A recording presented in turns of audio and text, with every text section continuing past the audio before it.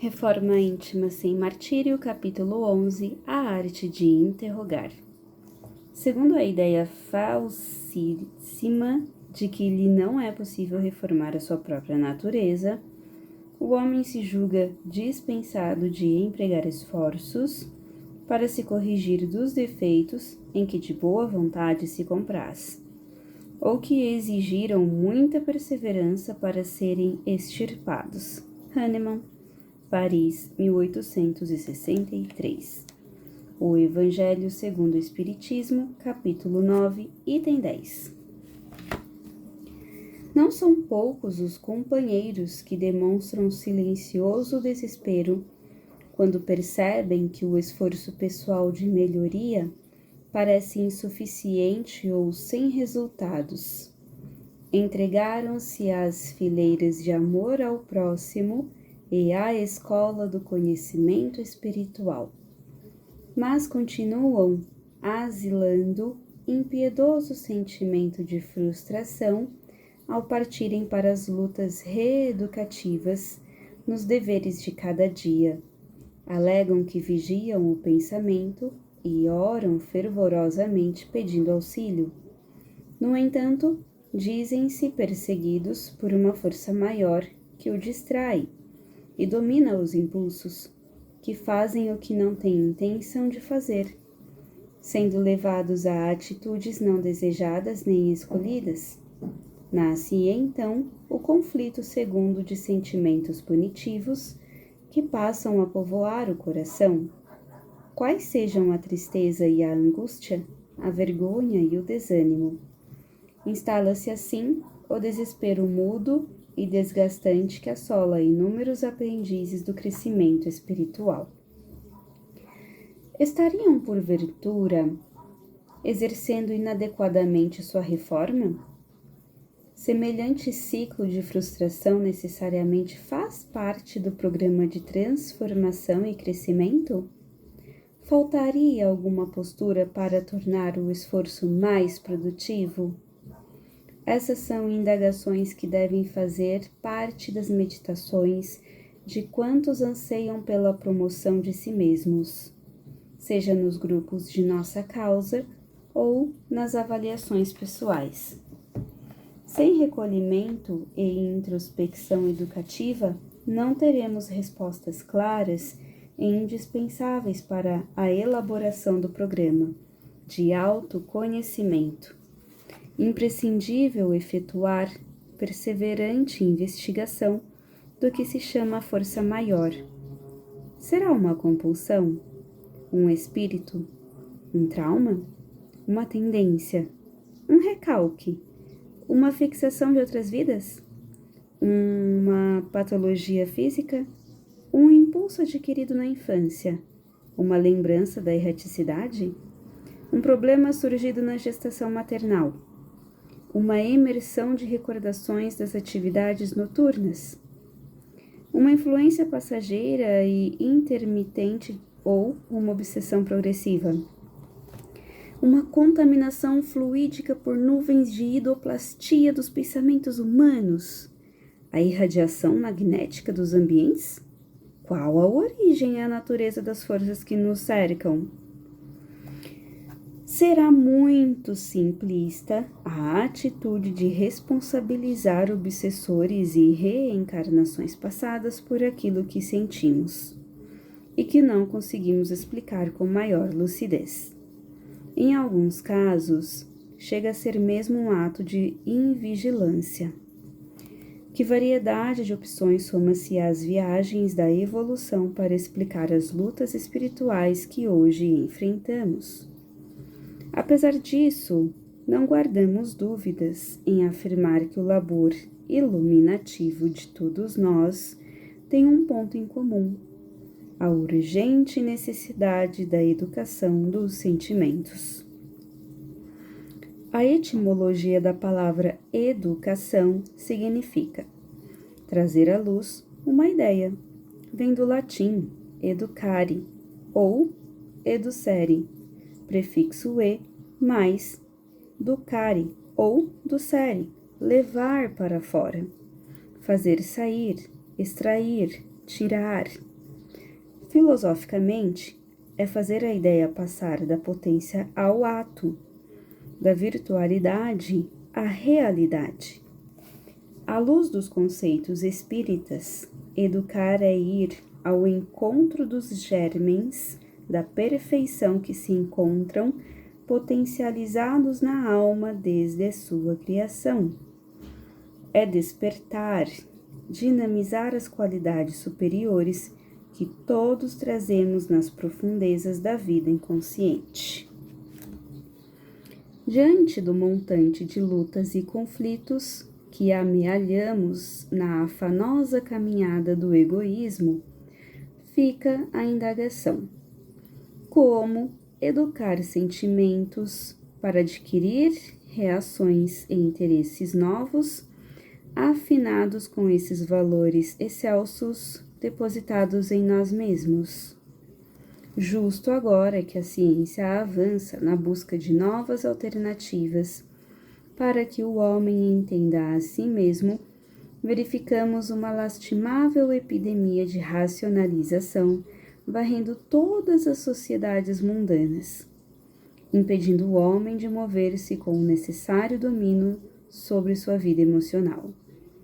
A educação de nossos sentimentos é algo doloroso, semelhante a cirurgias corretivas que fazem do mundo emocional um complexo de vivências afetivas de longo curso, quais sejam a renúncia a hábitos, a perda de expectativas, a ansiedade por novas conquistas, a tristeza pelo abandono de vínculos afetivos, os conflitos de objetivos, a vigilância na tentação, o contato com o sentimento da inferioridade humana, a tormenta da culpa, a severidade na cobrança, a sensação de esforço inútil, a causticante dúvida sobre quem somos e o que sentimos, a insatisfação perante tendências que teimam em persistir, o desgaste dos pensamentos nocivos que burlam a vontade,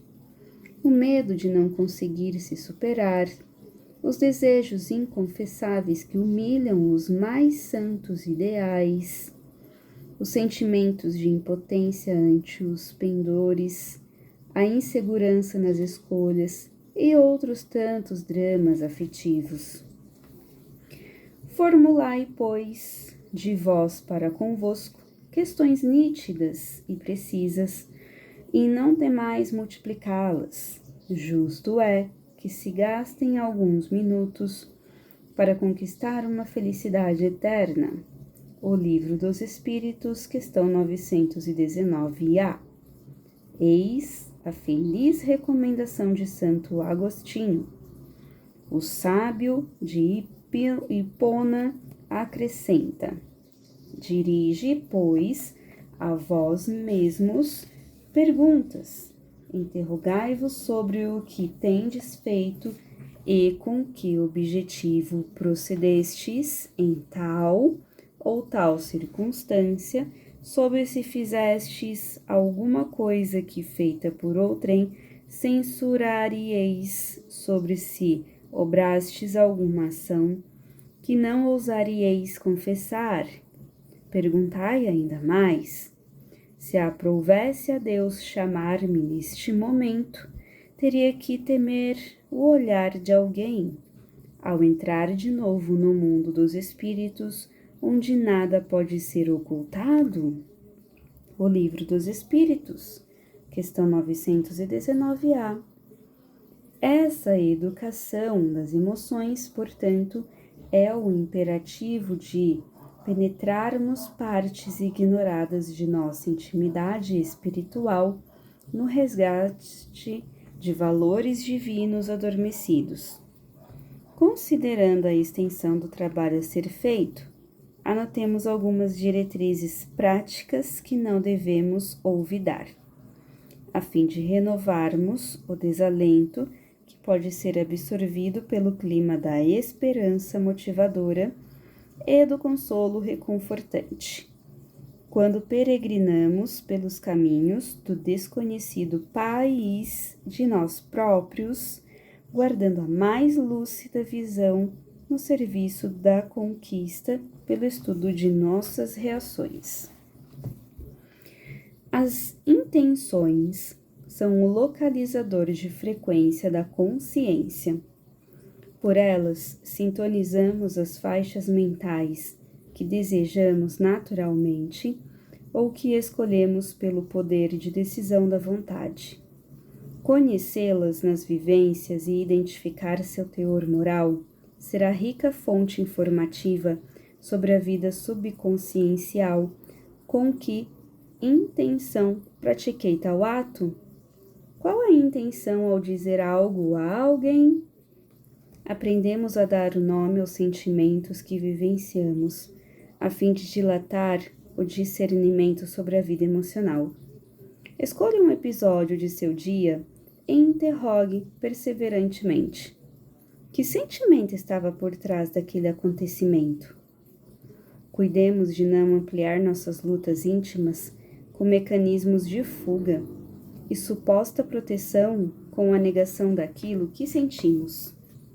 Se não tivermos coragem para enfrentamento interior, não faremos muito progresso na arte de descobrir nossas mazelas e mesmo nossas qualidades.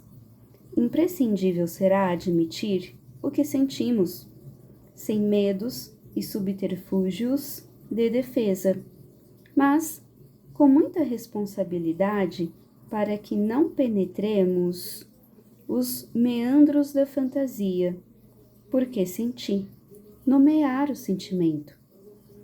Em relação a essa criatura, qual a razão desse meu sentimento em circunstâncias como a que experimentei? Nossas reações aos desafios da vida, mesmo que não sejam felizes expressões de equilíbrio, são valorosas medidas aferidoras dos nossos sentimentos. Indaguemos sempre, em cada ocasião do caminho. Qual o sentimento nos impulsionou nessa ou naquela situação? Cultivar a empatia, aprender a se colocar no lugar do outro e sentir o que sente, entender-lhe as razões e procurar estudar os motivos emocionais de cada pessoa. Todos temos uma razão no reino do coração para fazer o que fazemos. Então, questionemos: por que motivo aquela pessoa agiu assim comigo? Que motivações levaram a alguém a fazer o que fez? Portanto, como diz Hahnemann, em nossa introdução, nossa tarefa reeducativa exige muita perseverança e esforço. Isso leva muitos a preferir a ilusão de cultivar a ideia falsíssima de que é impossível mudar nossa natureza. Ledo engano. Deveríamos nos dar por muito satisfeitos no dia de hoje pelo simples fato de não recorrermos intencionalmente ao mal. O grave equívoco é que muitos lidadores da nova revelação acreditam que renovar é angelizar.